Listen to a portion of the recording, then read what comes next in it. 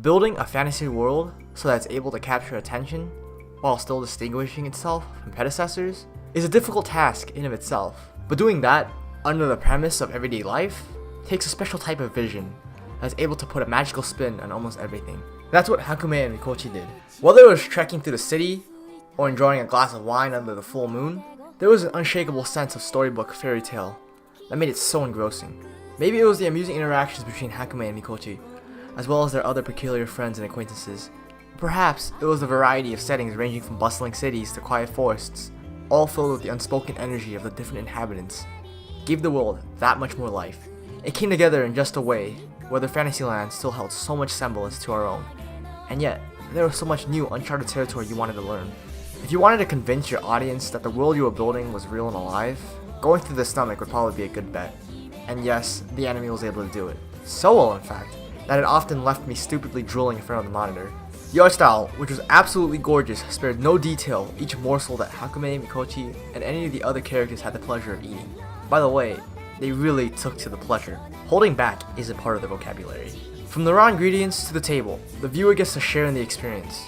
Obviously, this isn't the only anime to have food as a major focus, or even as a part of a theme, but unlike a series like Food Wars, to say, the emphasis isn't on its creation, but rather the ability it possesses to bring a pleasant end to a day, with friends close and a cup of drink in hand.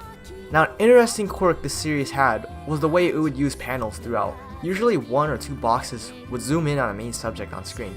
By bringing the emphasis on a single point, it gave the impression that the panel came right out of a picture book, which helped to maintain the storybook motif. Now, this technique wasn't the only place where we saw the attempt to capture the vision of fairy tale. In the ending sequence itself, in addition to the staff credits, a passage with information relating to the details of the episode would roll as well.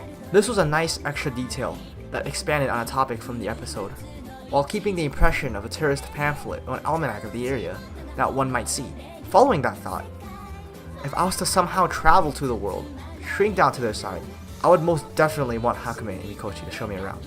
It goes without saying that they would be gracious hosts, but the reason it has to be them is because how amusing it would be just to see the two work off of each other. On the one hand, Hakumei, being more open, would probably spark all sorts of conversations about whatever, while Mikochi would be quietly following the conversation.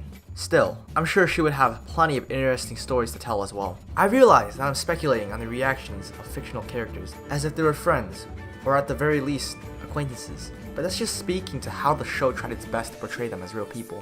In fact, the jokes that worked the best on me were the ones that exposed or played an odd quirk, like this one.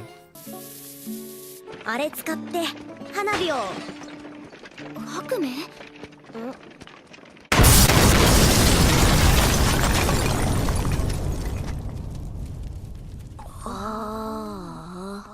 It's one of the reasons that it's so fun.